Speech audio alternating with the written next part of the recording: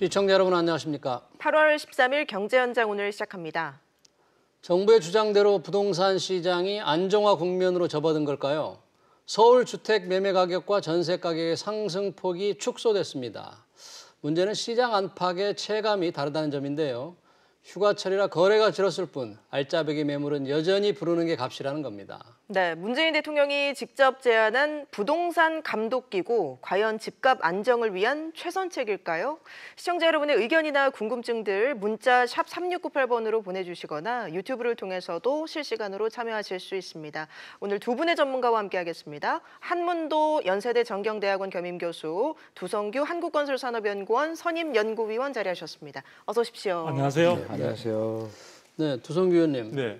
지금 문재인 대통령도 그러고 이제 정부 고위 관계자들도 이제 집값이 조금 안정되고 있다 이런 표현을 많이 했잖아요. 오늘 한국감정원 8월 둘째 주 통계가 나왔는데 안정되고 있습니까? 네, 이제 상당히 그 정부 고위 관료들의 희망 사항이 많이 이제 반영된 것으로 보여지는데요. 일단은 수치상으로 본다면 서울 같은 경우에 있어서는 그 상승폭이 더 둔화가 된 것은 맞습니다. 예. 그래서 0.04에서 0.02 정도로 상당히 둔화된 측면들이 있기 때문에 수치로만 본다면 서울 지역의 매매 쪽에 매매 가격은 다소 안정된 모습을 보여주고 있다라고 이야기할 수가 있는데요. 네. 사실 전세 시장은 지금 여전히 59주째 이거 불타고 있는 모습들이 여실히 지금 드러나고 있는 상황들이고요. 또 전세 시장에서 전세 매물을 확보하지 못한 많은 분들이 이제 고통스럽게 이제 이야기를 하고 있는 상황인데요. 매매 시장으로 다시 돌아가 보게 되면 서울이 그 수치상으로는 안정적이다라고 제가 말씀드린 이유는 지금 지역별로 또 보면 서울 시내에도 양극화가 굉장히 더욱더 심화되는 그런 양상 속에서 우리가 주로 인기 지역이라고 하고 부동산 시장에서 상당히 대표적인 그러한 어떤 네임밸류를 갖고 있는 지역의 경우에 있어서는 오히려 신고가가 거듭해서 나오고 있습니다. 그러니까 상승폭은 둔화되는데 개별 매매 가격으로는 특정 단지별로 어떤 그 예전에 어떤 가격 수준을 갖다 넘어서는 실제 이제 거래 신고 가격이니까요. 신고가라고 얘기했는데 신고 가격이 굉장히 놀라울 만큼의 상승폭을 보여주고 있습니다. 약 우리가 이제 6.17 대책과 7.10 대책이 나온 그 8.4 대책 이전에 이제 사실은 세제와 대출 부분에 대한 이제 최종적인 어떤 마무리 어떤 장치라고 볼 수 있는데요. 그 대책이 나오고 난 뒤에 어떤 가격 상승폭이 한두 달 사이에 수억 원에 달하는 경우들도 좀 나타나고 있습니다. 대표적인 게 어디 신고가? 예, 강남 저기 한강 주변에 아크로리브 파크라든지 또는 지금 저기 이제 잠실 지역에 기존에 우리가 주공 아파트를 다 재건축한 단지들이 한 서너 개 단지들이 있는데요. 그 단지가 나란히 33평 기준으로 해서 즉 85제곱미터 기준으로 해서 20억을 모두 돌파한 그런 부분들을 보여주고 있습니다. 그래서 이런 부분들이 실질적으로 체감되는 어떤 많은 분들의 어떤 매매 시장을 들여다본다든지 또는 전세를 얻기 위해서 이제 매물들을 확인하는 과정에서 굉장히 놀라움을 금치 못하고 있는 이런 상황들입니다. 그래서 이게 하나의 한 방향이라고 할 수는 없겠지만 어쨌든 서울 시내 부동산 시장의 경우에는 굉장히 혼란스러운 상태에서 어느 쪽으로 이 부동산 시장이 가격의 흐름이라든지 이런 것이 나아갈지에 대해서는 많은 분들도 궁금해하시고 계시고 상당히 불안해하시고 있는 모습은 지속이 되고 있는 것 같습니다. 예, 매매와 전세 모두 상승폭은 축소가 됐지만 전세가 같은 경우는 59주 연속 상승세이기 때문에 여전히 걱정이 많은데 한문도 교수님께서는 오늘 자료 어떻게 분석하셨습니까? 우리 문재인 대통령께서 좀 성급하게 발표했다는 느낌은 들고요. 원래 부동산은 시계열로 봐야 됩니다. 1, 2주 갖고 어떻게 부동산 시장을 판단하겠어요. 음식도 이렇게 한 숟갈 먹고 100%할 수는 없잖아요. 조금 먹다 보면 뒷맛도 있고 그런데 너무 좀 성급하게 발표를 하셨고 수치상으로는 우리 위원님께서 말씀 주신 대로 일단은 둔화되는 모습은 분명히 나타났습니다. 다만 이제 국지적으로 다 다릅니다. 이 가성비라 그러죠. 선호하는 지역들은 상대적으로 좀 오르고 있고 비선호 지역은 이제 보합이나 하방으로 가다 보니까 평균을 하다 보니까 전체 수치는 낮아졌지만 결국은 좋은 상품이 좋은 사람들이 선호하듯이 그 부분에 대한 것이 이제 앞으로 어떻게 되냐가 이제 조금 더 지켜봐야 될 것 같습니다. 그래서 거기서 수요 공급 이론에서 공급이 그대로 있는데 수요가 붙어준다라면 또 상승을 할 것이고 근데 그렇지 않고 만약에 가격의 임계점이라는 부분에 어떤 관망세로 돌아선다라면 꺾이는 손으로 바뀔 겁니다. 근데 네. 그것이 이제 아까 말씀드린 대로 짧은 시간에 볼 것이 아니라 한 달 정도 더 보고 그때 가서 정부나 관계 당국자들이 총평을 하는 것이 정상이지. 그럼 다음 주에 만약에 또 뭐 1% 오르면은 뭐 올랐다고 아니잖아요. 그래서 제가 국민들한테 좀 편안함을 주고 정확한 정보를 주려면 조급함을 좀 버렸으면 하는 좀 바람을 좀 가지고 있습니다. 근데 최근에는 상승폭이 이제 둔화됐다고는 하지만 네. 거래량이라든지 전세 물건 자체가 워낙 적기 때문에 이 가격을 제대로 평가하기는 좀 어렵지 않을까 싶어요. 아, 근데 물건은 많습니다. 제가 서칭을 그래요? 어제 해봤는데요. 네. 예. 일부 보도들에서 이제 뭐 전세 물건이 전혀 씨가 없다고 말라 그러는데. 그러면 예, 예. 한 단지만 마른 거고 예. 거기 고향 행신지구인데요. 행신역인데 거기 1순위 우선권이에요. 창릉지구에. 그러니까 거기다 전세 가격은 싸고 신규 주택이고 가성비 저렴하니까 그것부터 소진이 된 거예요. 근데 그거를 기사분들이 그걸 턱 집어서 씨 말라 딱 해놓고 나머지는 다 씨가 안 말랐거든요. 그래서 제가 극히 일부 지역만 극히 일부 전세 지역만 갖고 가뭄이란 그거를 마치 말씀이세요? 전체인 것처럼 해서 신혼부부나 젊은 분들한테 시장에 좀 불안감을 주는 시장 편향적인 기사를 해가지고 제가 좀 상당히 좀 뭐랄까요 좀 마음이 좀 안 좋았고 네. 나머지 서칭을 해보니까 네. 물건들이 많이 있는데 이번에 대책으로 인해서 제가 어제 12개국, 25개국 중에 12개국 전세 물건을 한번 서칭했습니다. 네. 22,000개가 나옵니다. 물건이. 그래요? 엄청난 물건이죠. 나머지 13개국까지 조사를 하면 제가 기사를 내일 좀 보낼 텐데 예. 전세 물량이 상당히 많다는 거죠. 아니 뭐 잠실 예를 들면 헬리오시티 같은 경우에 9천 만 가구 가깝잖아요. 거긴 물건을 지금 감췄습니다. 전세 물건이 거의 한두 개밖에 없다는 거예요.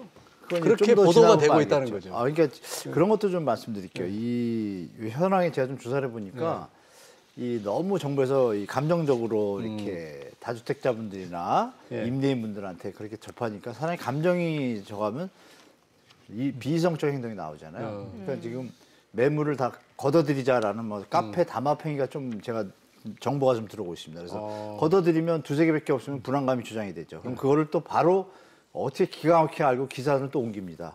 이런 부분들이 제가 볼 때는 균형점이 좀 없지 않나. 불과 얼마 전에 20개 있던 물건이 3개를 준다? 그럼 거래가 17개가 됐어야죠. 네. 없습니다. 그런 부분들을 아마 감독기가 나오면 그런 부분들을 조사할 것 같습니다. 그런 거를 이미 정부에서 좀 캐치한 것 같아요. 제가 볼 때는 중요한 건 그거죠. 암만 뭐 여러 가지 미세한 것들이 있더라도 공급이 부족하니까 이런 일이 벌어진 거잖아요. 네. 공급 얘기하면서 정부가 공급 대책에 대해서 이렇게 립서비스만 했지 지금 확실한 게 없잖아요.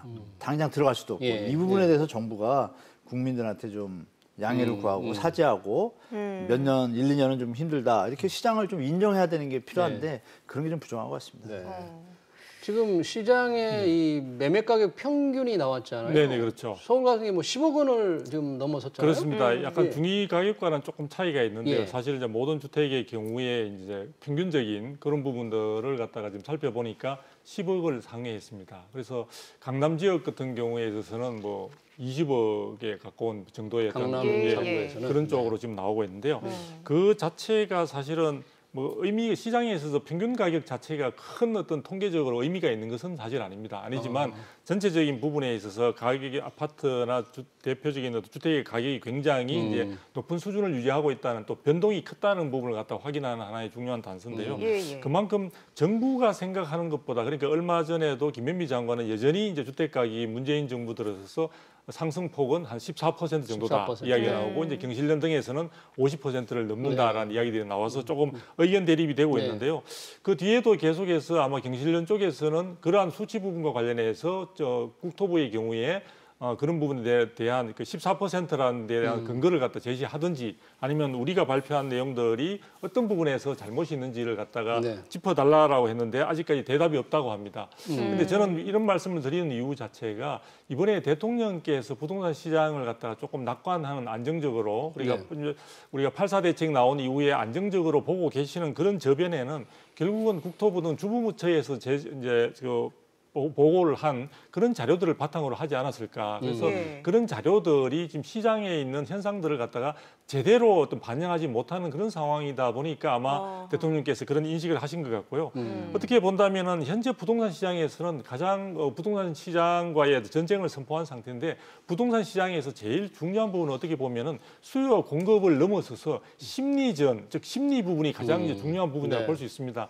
이번에 우리 한 교수님도 잘 지적을 해주셨지만 있지만 이번에 정부가 공급 대책을 내놓았는데 8사 대책을 통해서 내놓았는데 그 뒤를 보시게 되면은 그 부분에 대한 실효성을 둘러싸고 지금 말이 너무나 많습니다. 그래서 그런 부분들에 있어서 결국은 그때 정부가 이야기했던 13만 2천 호 부분도 과연 현실적으로 가능한 것인가? 그 절반 정도밖에 되지 않는다라는 그런 이야기들을 하고 있는데요. 명확하게 신뢰하기 힘든 것들을 갖다 수치로서 자꾸 이야기하다 보니까 오늘은 제가 언론을 하다 보니까 정부가 향후에 주택 서울과 수도권에 공급할 수 있는 모든 물량들이 127만 호다라는 또 뜬금없는 이야기를 해놓고 있습니다. 아마 모으면 그렇게 되는 것 같은데 그 수치 물량이 지금 와서 무슨 의미가 있는지를 갖다 잘 모르겠는데 어쨌든 시장에는 지금 우리가 앞으로 계속 있게 되면은 공급이라는 부분에서 물량이 충족은 하니까 시장에는 안심하라라는 어떤 시그널을 주기 위해서 그런 통계를 아마 보도자료로 내놓은 것 같습니다. 그러나 지금 부동산 시장에서는 국민들이 그동안의 대책 등을 통해서 불신이라는 것이 상당히 두껍게 지금 청을 형성하고 있기 때문에 보다 국민들의 마음 속에서 부동산 시장에 대한 정부의 정책을 신뢰하고 시장에 대해서 지나친 어떤 동요나 불안감을 가지지 않도록 하려면은 이제는 통계 부분에서 조금 객관적이고 설득력 있고 정확한 그런 자료들을 제대로 제시하는 것이 바람직하다. 한국감정원 자료라고 해서 모두가 신뢰할 수 있는 것은 아니거든요. 그런 부분에서 국민들을 설득시킬 수 있는 보완적인 노력들이 좀 바로 필요해 보입니다. 제가 이거 첨언하자면 지금 우리 위원님께서 말씀 주셨는데 김현미 장관이 11%라는 기사 듣고 저도 깜짝 놀랐습니다. 사실 국토부 장관인데 그런 실언을 할까 그래서 대정부 질문 국회 내용을 봤습니다.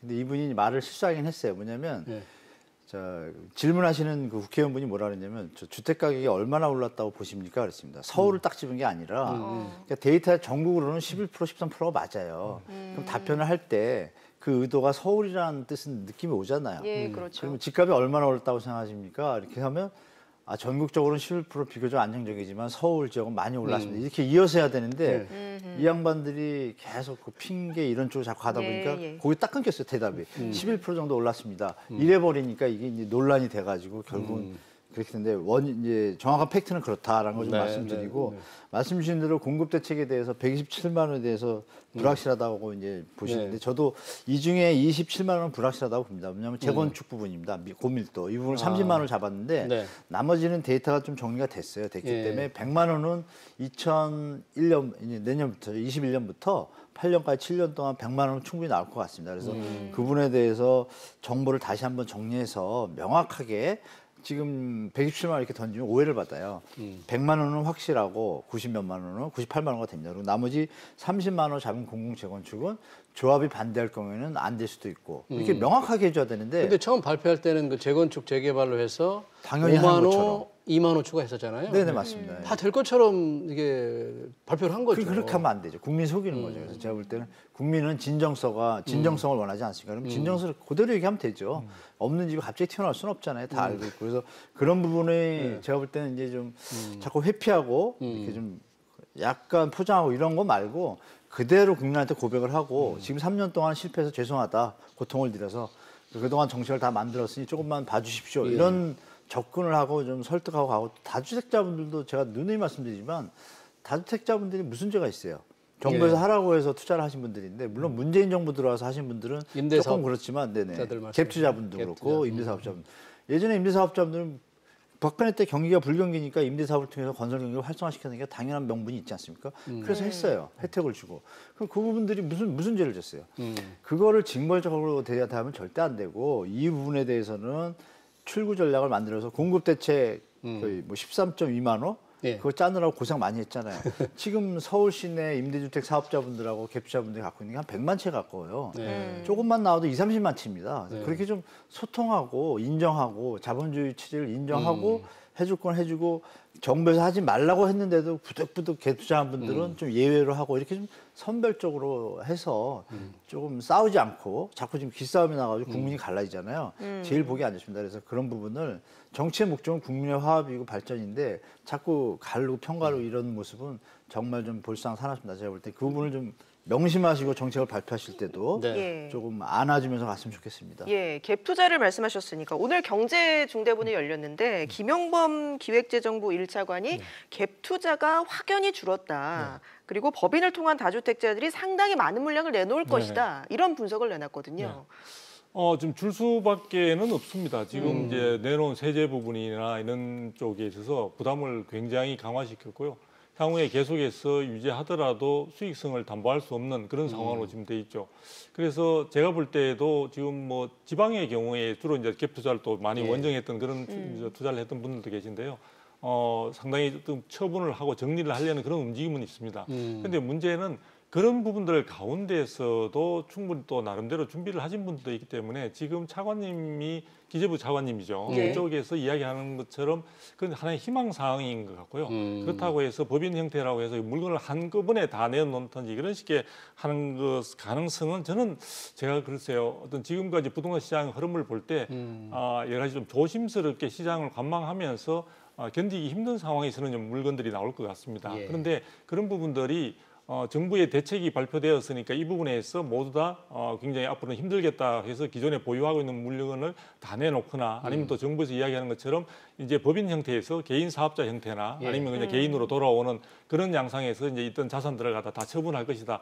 물론 정부의 의도대로 뭐 되면 이제 바람직하겠지만 지금 부동산 시장 내에서는 왜 우리가 갭 투자자 혹은 법인 형태로 하는 것이 기존의 어떤 법제하에서 아무런 문제가 없었는데 어느 순간에 있어서 그 사람들이 굉장히 사회적 지탄을 받는 쪽으로 지금 몰리고 있는 그런 부분들에서 되게 억울함을 하소연하시는 분들도 많고요. 또 정부를 믿고 임대사업자 등록을 해서 여러 채의 어떤 주택 임대사업을 하신 분들도 지금의 경우에는 지금 뭐 종부세나 이런 부분들로 해서 사실은 사업 자체를 유지도 못할 뿐만 아니라 굉장히 지금 불편하거나 어려운 상황으로 지금 들어가고 있습니다. 그래서 일단 기재부 차관님이 전체적인 부동산 경제 검토하는 어떤 그런 어떤 그 조직에 있어서 사실은 그런 의견을 주실 수는 있는데 그것을 지금 지나치게 좀 강하게 이렇게 많이 나올 것이다라고 국민들에게 그렇게 나오고 있는 모습의 데이터 없이 희망사항을 지나치게 강하게 말씀하신 것은 다소 좀 성급한 부분이 있지 않나 싶습니다. 그런데 임대사업자들의 경우에도 그렇지만 2주택, 3주택자들 이게 종부세가 네, 맞습니다. 근데 내년 6월 1일 기준으로 이제 무거워진 종부세를 이제 물리게 되잖아요. 네, 맞습니다. 그거 만만치 않을 것 같은데 좀 견디기 어려운 수준 아닐까? 네, 만만치 않습니다. 사실 뭐 일부 분들은 잠 못 자는 분도 계십니다. 사실은 좀 과도하게 자기 자금 없이 한 분들은 좀 일부 분들이죠. 여유가 있는 분들은 그렇지 않고 계속 이제 힘겨루기를 들어갔을 텐데 우리가 그걸 봐야겠습니다. 왜 이렇게 발표했냐면요. 단기 임대사업자 제도를 박근혜 때 시작을 했는데 4년차 임대 기간이 만료되면 폐쇄를 했기 때문에 이 연장이 안 되니까 종부세 이런 부담에 들어가기 시작합니다. 양도세 중과 부분으로 1년 안에 안 팔면 중과가 들어가요. 그러면 근데 그 4년이 만기되는 그분들의 물량이 그 12만 호 정도가 있습니다. 그래서 그 부분들이 몇만 호 정도는 분명히 시장에 나올 거라고 정부는 예측을 하고 있는 것이고 그 부분에다가 법인의 어떤 형태들을 다 체크를 다 마친 것 같아요. 데이터업을. 그걸 보니 서울의 어떤 평균 1년 거래량이 있지 않습니까? 그런 거와 매물 물량을 계산해 보니 자꾸 여러 사람들이 자신 있게 얘기하잖아요. 뭔지 모르지만 하향될 거다, 하향될 거다. 예전에는 그런 표현이 없었는데 대통령부터 시작해가지고 뭐 장관 뭐 여러분들이 지금 뭐 확신을 갖는 이유가 그겁니다. 그래서 제가 볼 때 그분들이 과연 보유세 부담과 또 양도세 중과 부분을 넘기면 이제 양도세 중과니까 힘들잖아요. 근데 여기서 정치형과 한 가지 말씀드리면 지금 4년 국회의원들이 4년 임기인데 오래됐잖아요. 그 정권이 만약에 바뀌어도 대선에서 바뀌어도 국회의원들이 입법을 하기 때문에 이 법은 안 바뀝니다. 4년은 꼼짝만 하거든요. 그럼 4년 안에 주택 가격이 어떻게 될지 아무도 모르잖아요. 그리고 지금 가격 임계점이 많이 왔다고 생각하는 분들도 많이 계시고 박근혜 정부 때 미친 집값인데 지금 많이 올랐잖아요. 그러면 임계점인데 만약에 공급 대책만 정부에서 확실하게 나와버리면 어떻게 되겠어요? 시장이 갑자기 심리적으로 좀 변화될 수도 있어요, 선이. 그런 부분 때문에 정부는 좀 확신을 갖고 있는 것 같은데 과연 매물들이 나올지 안 나올지는 그때 가서 봐야겠지만 제가 유추하는 것은 공급 대책이 만약 연말 전에 사전 분양 몇만 호나 이게 확 나오기 시작하면 심리적 안정을 취하면은 갑자기 수요 공급이 역전될 수 있습니다. 그러면은 뭐 아시잖아요. 갑자기 바뀌면은 급하게 팔아야 되는데 또 매물이 나오기 시작하니까 그런 부분도 좀 예측을 하셔가지고 시장에 대처하셔야 된다고 좀 말씀드리겠습니다. 네. 알겠습니다. 중저가 주택을 한 채만 가진 사람들의 경우 세금 부담을 낮춰준다고 하잖아요. 네네. 이제 뭐 10월 달에 구체적인 내용이 나온다고 하는데 네네. 그 중저가의 기준, 저번에 이제 한문호 교수님께서 6억 원을 말씀해 주신 것 같은데. 네, 저는 예. 그렇게 보죠. 한 예. 7, 8억까지 정도. 그렇죠. 아, 7, 8억 좀 높아지셨네요. 지역별로 예. 좀 다를 수 있다. 뭐 이렇게 당연하죠. 예. 예. 두 박사님께서는 어떻게 보십니까? 글쎄요, 그 예. 부분에 대해서 이제 정부가 그러니까 어떠한 정책이나 방향성을 제시할 때도 사실은 시장에서 납득하거나 공감할 수 있는 정도의 기준치를 제시를 해야 되는데요. 사실은 이제 중저가라는 부분이 굉장히 우리가 포괄적이고 굉장히 넓게 사용될 수 있는 용어지 않습니까? 그래서 이제 주택 시장에 있어서 9억을 사실은 고가 주택으로 설정한 부분, 그리고 15억 이상을 초고가로 한 부분도 사람들은 고개를 갸우뚱하고 있고, 사실은 여러 가지 이제 종부세나 이런 부분에서 기준이 9억이라는 기준 자체도 거의 10년 전 이상의 어떤 이전의 어떤 기준인데 그게 지금 적절하냐 논란이 많고, 또 최근에 와서는 전체적으로 중위 가격이 상승이나 이런 부분을 통해서 기준 제시에 있어서 조금 합리적이고 객관적인 그런 현실 반영이 필요하다는 이야기들이 있기 때문에 여기서 말하는 중저가 부분은 제가 볼 때도 사실은 조금 높여 잡아야 되지 않을까. 저번에 이제 조정 대상 지역이나 이런 쪽에 3억 이상을 가지고 이제 규제를 하거나 이제 그 예. 거래 부분에 대해서 어떻게 보면은 이제 그 이야기들을 많이 할 기준을 삼고 이러니까 많은 그 제가 볼 때 인터넷이나 이런 데도 보더라도 지금 실제 또 수도권의 경우에는 3억 이하를 찾아보기가 사실 힘든 상황으로 되어 예, 있습니다. 예. 그래서 네, 그렇죠. 이 중저가가 뭐 표현상으로는 저가까지 포함되어 있으니까 굉장히 낮게 하는 것처럼 이제 비춰지고 아마 정부에서는 서민이라는 개념과 아마 결합을 시키면서 굉장히 기준을 낮게 가서 적용 대상이 별로 많지 않도록 할 수도 있을 것 같은데요. 네. 그렇지만 전체적인 요새 부동산 시장의 분위기라든지 그리고 여론 부분이 심상치 않기 때문에 제가 볼 때는 우리 한 교수님 말씀대로 기준 자체가 어느 정도 중저가 부분에 대해서 조금 더 탄력적으로 여유가 있는 그런 식의 기준이 가능할 것 같은데 구체적인 거는 오늘 다루고 내일 다루는 정부 행태를 볼 때 그것도 기다려봐야 될 것 같습니다. 저 취득세를 좀 감면해 준다는 그런 기준이 네네, 그렇죠. 뭐 서초구에서는 독자적으로 네네. 9억 이하까지 뭘 감면해 줘야 되지 않느냐 뭐 그런 생각을 하고 그게 있는 것 이제 같은데. 지금 취득세 부분이 이제 기본적으로 지방세다 보니까 예. 전체적으로 이제 자치구의 여러 가지 어떤 살림의 근간이 되는 하나의 어떤 세원이라고 볼 수 있는데요. 그 부분과 관련해서 이제 지자체에서 실질적으로 또 거기에는 많은 주민들의 실질적인 그 세제 변화에 대한 여러 가지 의견들도 지금 많이 나오다 보니 우리가 보통 말하는 민원이라는 것으로 많이 이제 호소되다 보니까 그런 것들을 그쪽에서 이제 아마 조금 검토하고 있는 것 같습니다. 아마 서초구 같은 경우는 유일하게 지금 서울에 있는 그 많은 구들 중간에 야당 출신이 이제 지금 구청장을 맡고 있기 때문에 그런 부분에서 아마 지역 주민들의 어떤 그런 여러 가지 하소연이나 이런 부분들을 조금 가미한 그런 움직임이나 검토를 하고 있는 것으로 그렇게 이해하고 있습니다. 정부가 부동산 100일 특별 단속을 지난 7일부터 이미 시작을 했습니다. 여기 이제 국토부, 국세청, 금감원 이런 관계된 부처뿐 아니라 경찰까지 이제 포함이 됐어요. 주로 어떤 부분을 뭐 어떻게 들여다보겠다는 걸까요? 제가 볼 땐 예. 그 담합행위가 좀 많다고 판단한 것 같습니다. 담합. 예. 근데 공정시장거래법에도 담합에 대해서 처벌 조항이 있는데 부동산에 대해서는 특별하게 명문화하지는 않았단 말이에요. 근데 확실한 경우에만 이제 하는데 제가 볼 때는 정부의 의지를 일단 보여준 건 좋은데 일단 제도나 어떤 그런 부분들에서 명료하게 좀 갖춰진 다음에 발표를 하면 더 좋을 텐데 또 툭 던지고 지금 만들어가잖아요. 그런 부분이 좀 아쉽고 다만 중요한 건 이 전 세계적으로 주택청이라는 곳이 따로 주택 부의 문제만 관리하는 나라들이 좀 많이 있습니다. 대한민국만 국토교통부라 그래가지고 사실 국토의 교통망 관리도 얼마나 많은 일이 필요하겠어요. 근데 예. 국토에서 또 주택까지 하는데 주택이 지금 이렇게 난리잖아요. 저희가 네. 시장 상황이 뭐 주택 공급이 충분하지 않다 보니까 할 일이 많음에도 불구하고 그걸 두 개를 다 같이 합니다. 국토교통부 직원분들이. 그러니까 힘들죠. 그래서 제가 볼 때는 주택청의 형태보다는 지금 국토교통부에 있는 것을 어느 분한테 한번 들었는데 좋은 얘기 같아요. 교통부는 놔두고 교통으로 하고 건설교통으로 가고 건설교통 그 주택청이 아니라 주택부로 만들면 한 군데서 처리할 수 있고 거기서 이제 지금 강화 기능을 얘기하는데 조금 강할 것 같습니다. 어떤 강화는 제 생각에 지금 뭐 금감원 이런 말씀하셨잖아요. 일단 형사 입법권이 없잖아요. 지금 뭐 저번에 뭐 특별 대책반 세웠지만 아무 권한이 없어요. 그 계좌 추적을 하고 싶어도 담당 직원이 국토부 담당 직원이 딱 어느 이상거래를 찾았다 그러면 이거를 바로 가서 추적하고 여기서 찾는 것이 아니고요.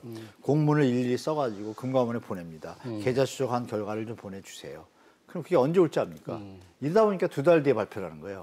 그러니까 너무 권한도 없고 그냥 모양만 있어요. 신용만 내고. 그래서 이런 부분이 요번에 이제 감독기구를 만들겠다는 그런 의지 같습니다. 감독기구를 만들겠다고 하는데 네. 이게 뭐 어떤 형태가 될지 어느 정도의 권한을 가져야 되는 건지. 근데 권한의 기본적으로 정도요? 필요한지에 관한 논란도 제가 볼 때 상당히 크지 않습니까? 감독기구의 형태가 금감원처럼 예. 금융위원회가 있고 금감원이 있지 않습니까? 예. 금융위원회는 총괄적인 걸 지시하고 금감원은 이제 거래나 이런 부분에 이상거래들 체크하는 것인데 그런 부분으로 좀 치우칠 것 같아요. 감독기구를 두면. 근데 만약에 주택청이라는 형태로 가면은 그것과 함께 통계 부분이 있지 않습니까? 지금 통계 왜곡된 게 많이 있습니다. 예를 들면 좀 아까도 통계 부분에 대한 법안을 만들 것 같아요. 이 정부는. 왜냐하면 통계가 왜곡되면 시장을 혼란시키잖아요. 그러니까 사회생활에 민폐를 끼칩니다. 공익을 줘야 하는데 예를 들면 좀 아까 기사 중에도 10억 있지 않습니까? 서울 아파트 평균가가 10억. 거래가 평균. 네, 지금 딱 들으면 서울 아파트 평균 가격이 다 10억인 것 같잖아요. 느낌이 그냥 표현 자체가 전혀 아니거든요. 왜냐하면 이 발표한 내용이 부동산 114라고 발표했는데 저 밑에 가면 이렇게 달려 있습니다. 11개구의 평균 가격입니다. 그 11개구가 어디냐? 강남 4구하고 마용성 지구 다 10억 넘는데요. 거기만 갖고서 당연히 평균을 하니까 10억이 넘죠. 그렇게 해놓고 나머지 밑에다 가로 딱 치고 16개구는 조사를 안 한 거예요. 그럼 평균을 그렇게 얘기하면 안 되죠. 서울 아파트 가격. 서울 11개구 제목을 이렇게 붙여야 되는데 그러면 이제 또 저 편향적인 언론들이 그걸 어떻게 쓰냐. 다 빼고 서울 아파트 평균가가 10억 이렇게 씁니다. 그러면 이거 아주 나쁜 행위죠. 언론으로서는. 그죠? 국민을 기만하는 행위이기 때문에 이런 부분들에 대해서 정부가 화가 많이 나 있는 것 같아요. 그리고 뭐 예를 들면 0.00018에 뭐 올란 게 0.5 오르면 90배가 올랐잖아요. 그 표현을 90배 올라. 뭐 이런 표현들이 너무 자극적이고 국민들을 피곤하게 하는 기사라고 판단돼서 제가 볼 때는 생기게 되면 언론의 기사와 통계에 기반한 그런 것들이 명확하지 않을 경우에 그것을 좀 징벌하거나 제재하는 거를 좀 강화시킬 것 같아요. 그러면 통계가 일단 정확하게 되고 투명성을 갖추게 되고 그 상태에서 감독 기능을 하면은 좀 효율적이다 이렇게 판단해서 좀 그쪽 방향으로 좀 갈 것 같습니다. 부동산 거래라는 게 사인 간의 이제 자산 거래인데 그걸 감독하는 이런 별도의 정부 기구를 만든다? 뭐 그런 다른 나라의 어떤 유사한 사례가 있습니까? 없습니다. 어떻습니까? 제가 볼 때는 넌센스고요. 뭐 지금 세간에서는 베네수엘라를 갖다가 뭐 유사하다 하겠어. 근데 공교롭게도 보니 그거는 뭐 분양가 상한제도 그렇고 유사점이 참 많더라고요. 베네수엘라. 예, 우리가 따라가는 우리가 모양새를. 베네수엘라하고 닮아서는 안 되는데. 예, 그렇죠. 그리고 그쪽은 지금 그것으로 해서 아마 이제 부동산만 하는 게 아니라 시장에 나와 있는 모든 재화 부분에 대해서 이제 감시하고 감독하는 상황인데 지금 그 베네수엘라의 경제 상황은 지금 거의 폭망한 상태로 지금 있기 때문에 그걸 우리가 참고해서는 안 될 것 같고요.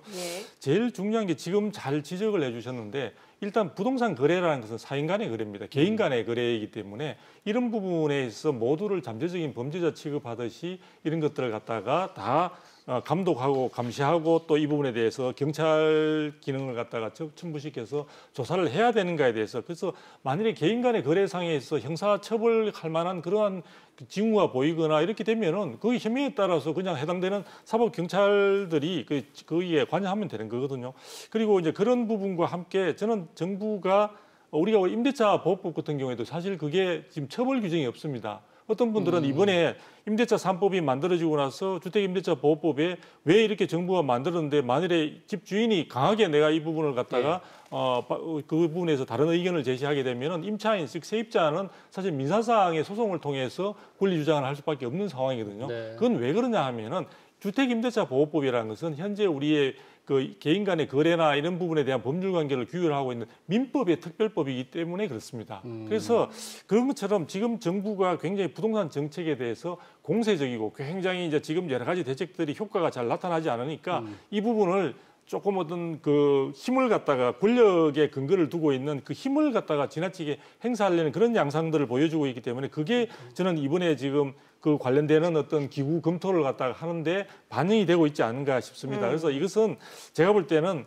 부동산 시장에 나타나고 있는 각종 여러 가지 지금 뭐 이야기 중에 또 보면 아까 좀 교수님도 지금 담합 이야기를 하셨는데요. 담합도 기본적으로는 사업자들 간에 있어서의 여러 가지 어떤 이익을 위한 의견 교환에 합의를 하거나 모의를 하는 부분들을 이야기하는 건데 개인 간에 하는 경우에 있어서 이게 담합이나 이런 부분들을 가지고 확인되지도 않은 부분을 가지고 처벌할 수 있냐도 문제고요. 거의 매물에 대한 것들도 이제 많이 이야기가 되고 있는데요. 어쨌든 지금 상태에서도 법제로나 아니면 지금 대응반, TF 등을 통해서 지금 하고 있는 상황인데 이것을 갖다가 더 기구를 크게 하고 조직화해가지고 세계적으로 유례가 없는 어떤 것을 만들어서 한다는 것은 좀 문제가 있다. 저는 오히려 이참에 이런 부분들을 그동안에 우리가 컨트롤 타워 부분의 이야기를 많이 했는데요. 그 부분들에 대해서 내실을 기할 수 있는 그런 부분을 통해서 정부와 국민들의 또 소통, 부동산 정책에 대한 소통을 할 수 있는 종합적인 기구 부분에 대해서는 저는 찬성할 수 있지만 이런 식의 제재나 감시,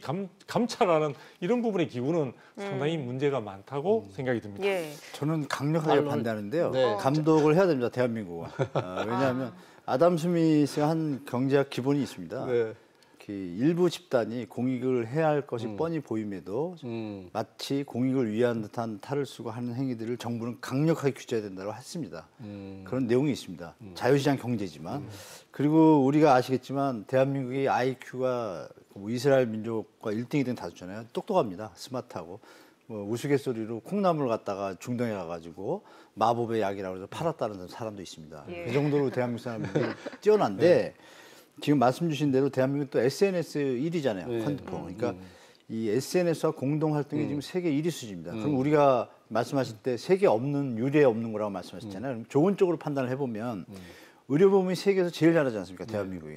그럼 우리가 대한민국이 유례 없이 물론 말씀 주신 대로 개인의 재산권 침해나 거래 행위를 그것을 저해하는 것이 아니고 그건 철저히 보호하면서 일부 교란 세력들 네. 시장을 왜곡하는 이런 사람들을 잡아들인 것을 한다라면 정상적인 시장을 그대로 사인 간의 거래만 유지되게 수요 공급이 이루어지지만 지금은 매집 행위를 통해 가지고 뭐 버스 원정을 가가지고 한 지역을 막 싹쓸이하고 이런 아주 형태가 안 좋은 형태들이 지금 빈번하거든요. 이런 부분에서 정부도 화가 났고 제가 봐도 예. 대한민국 젊은이들과 앞으로 미래를 위한다면 이런 부분은 강력하게 세계 최초로 해도 괜찮지 않을까 보고 있습니다. 그런데 국민은 예. 정부의 합성 대상이 철저히 아닙니다. 보호하고요. 네. 알겠습니다. 오늘 두 분 말씀은 여기까지 듣도록 하겠습니다. 지금까지 두성규 한국건설산업연구원 선임연구원, 한문도 연세대 정경대학원 겸임교수와 함께했습니다. 고맙습니다. 감사합니다.